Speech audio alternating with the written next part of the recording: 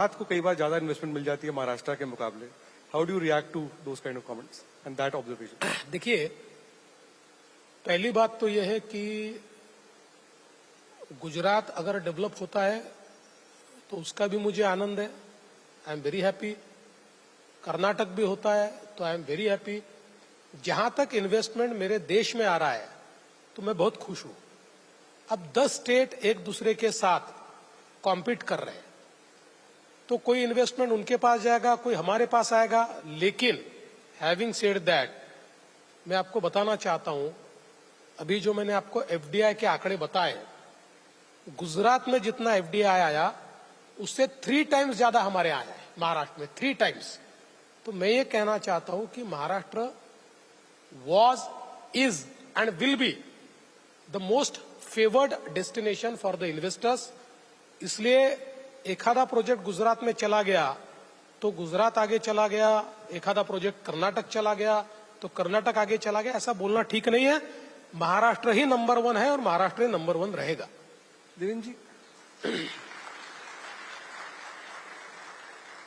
देवेंद्र जी, अभी बजट सत्र चल रहा है, चुनाव को हुए अभी 3 महीने हो गए हैं, तो रेवडीज को लेकर बहुत डिस्कशन है और चुनाव में कई प्रोमिसेस किए गए जिसकी कॉस्ट बहुत ज्यादा होगी उनकी. तो आप बजट को बैलेंस किस तरह करेंगे और ये जो प्रोमिसेस जो है, at what point will you draw red line around revdis? देखिए, पहली बात तो यह है कि आपने जो कहा उसमें सच्चाई है कि हम लोगों ने अलग अलग प्रकार की जो योजनाएं शुरू की, आज उसकी कॉस्ट हम लोगों को सालाना 60,000 करोड़ रुपया देनी पड़ती है, 60,000 करोड़. लेकिन इन योजनाओं के माध्यम से मैं ऐसा मानता हूं कि सोशल सेक्टर में हम लोग एक प्रकार की इन्वेस्टमेंट कर रहे हैं. और जैसे हमारी लाडली बहन योजना है जिसमें बहनों को 1,500 रुपये हम लोग दे रहे हैं. अब हम लोगों ने उसमें एक नई स्कीम लाई. हमारे यहाँ नागपुर की महिलाओं ने एकत्रित आकर एक फाइनेंस सोसाइटी तैयार की एक, और उस सोसाइटी में 30 लाख रुपए उन्होंने जमा किए छोटे छोटे लोगों से ही, और उसका एक बिजनेस मॉडल तैयार किया. अब हम लोग प्रयास कर रहे हैं कि ये जितने हम लोग ये 1,500 रुपए जो हमारी बहनों को देते हैं, इनकी हम लोग इसी प्रकार से एक फाइनेंस सोसाइटी हर जगह तैयार करके और उसमें से एक बिजनेस मॉडल तैयार करें, ताकि ये केवल 1,500 रुपए लेकर वो खुश न रहे. तो हम लोग उनको अलग अलग प्रकार से अपने इकोनॉमी में कंट्रीब्यूट करने के लिए ह्यूमन रिसोर्स के रूप में या कंट्रीब्यूटर्स के रूप में उनका इस्तेमाल करते. जैसे हमारे प्रधानमंत्री जी ने लखपति दीदी की योजना लाई, तो महाराष्ट्र ने हमने तय किया कि हम लोग 1 करोड़ लखपति दीदी बनाएंगे. पिछले साल में हम लोगों ने करीब 23 लाख लखपति दीदी बनाए. इस साल हम लोगों ने टारगेट रखा है 25 लाख बनाएंगे, और ऐसा करके 1 करोड़ हमारी बहनों को जो सालाना 1 लाख रुपए से ज्यादा कमाती है, ऐसी लखपति दीदी बनाने का प्रयास हम लोग कर रहे हैं. तो ये सही है कि अब ये सारा इन्वेस्टमेंट जब आप लोग इस प्रकार का एक रेवेन्यू साइड पर करते हो तो उसका एक बजट के ऊपर स्ट्रेस तो आता है, लेकिन हम लोग मैनेज करने की कोशिश कर रहे हैं. और हम लोगों ने ये प्रयास किया है कि इसका असर हमारे कैपिटल इन्वेस्टमेंट पर न हो. उस दृष्टि से हम लोगों ने बहुत बड़े पैमाने पर प्राइवेट सेक्टर की मदद से और अलग अलग इंस्ट्रूमेंट्स को तैयार करके हम लोग हमारे निवेश हमारे यहाँ कर रहे हैं. तो मैं ऐसा मानता हूं कि कैपिटल एक्सपेंडिचर को कम किए बिना हम लोग हमारे बजट को बैलेंस करने की कोशिश कर रहे हैं. देवेंद्र जी, धारावी रीडेवलपमेंट प्रोजेक्ट का भी क्या स्टेटस है? देखिए, धारावी रीडेवलपमेंट प्रोजेक्ट शुरू हो चुका है. इसमें इसका पहला स्टेज ये है कि हाउस टू हाउस सर्वे. तो ये सर्वे 75% कंप्लीट हो चुका है और अपेक्षित यह था कि मार्च के एंड तक ये सर्वे हम लोग पूरा कंप्लीट कर लेंगे, जिसके कारण एलिजिबिलिटी और इनएलिजिबिलिटी इसको हम फाइनल कर पाएंगे. तो वो चीजें मुझे लगता है अप्रैल तक हम लोग करेंगे. लेकिन साथ साथ जो प्रोजेक्ट अफेक्टेड लोगों के लिए या जिनको घर देना है या ट्रांजिट कैंप देना है, उसकी शुरुआत ऑलरेडी हो गई है. जो रेलवे की लैंड हम लोगों ने ली थी, उस लैंड पर रेलवे को कुछ ऑफिसेस बनाकर देना है और बची हुई लैंड पर हम लोग घर बनाना शुरू करेंगे. और उसके बाद एक एक सेक्टर को हम खाली करते जाएंगे और कुछ और जगह भी हम लोगों ने घर बनाना शुरू किया है. तो जिसके कारण धारावी का जो ये क्षेत्र है, इसको हम लोग स्लम फ्री कर पाएंगे.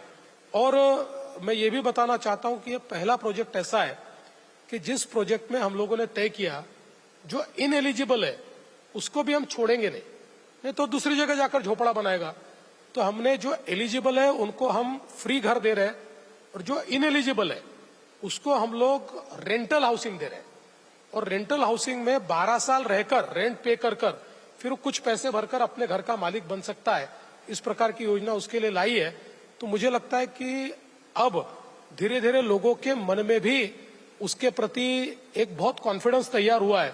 आपने देखा होगा अभी पिछले 15 दिन पहले धारावी के लोगों ने धारावी प्रोजेक्ट के सपोर्ट में एक मोर्चा निकाला। ऐसा बहुत कम होता है, लेकिन एक बड़ा मोर्चा था और लोग कह रहे थे कि धारावी प्रोजेक्ट हमको करना है और इसको आप फास्ट कीजिए। तो मुझे लगता है कि एक बड़ी पॉजिटिव डेवलपमेंट ये है और धारावी को हम पूरा करके दिखाएंगे। देवेंद्र जी, कुछ प्रोजेक्ट्स में अड़चने आई हैं लैंड एक्विजिशन को लेकर, जैसे कि आरामको प्रोजेक्ट में।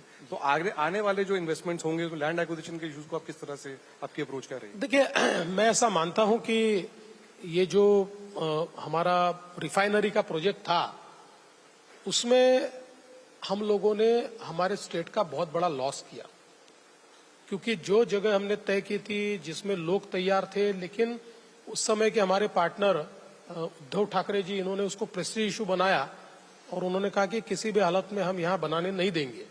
और उसके बाद वो चीफ मिनिस्टर बने और शायद हम लोग वहाँ नहीं बना पाए। अब हमने नई जगह देखी, उसके भी कुछ अड़चने हमको आ रही है, लेकिन उसको हम दूर करने की कोशिश कर रहे हैं। पर मैं ऐसा मानता हूँ कि ये प्रोजेक्ट एक ऐसा प्रोजेक्ट था जो महाराष्ट्र की इकोनॉमी को अगले 20 साल तक एक प्रकार से और देश की अर्थव्यवस्था को भी बदलने की उस प्रोजेक्ट में एक क्षमता थी। अभी मैं केंद्रीय मंत्री महोदय से मिलने गया था और हम लोगों ने उनको ये कहा है कि अब इस प्रोजेक्ट को हम फास्ट ट्रैक पर लाए। वहां पर ये भी विचार चल रहा है कि 60 मिलियन टन की कभी हम लोगों ने कैपेसिटी तैयार नहीं की है, तो इसको 2020 की 3 में करे, इस प्रकार का भी विचार चल रहा है। लेकिन महाराष्ट्र में हम इसको करेंगे।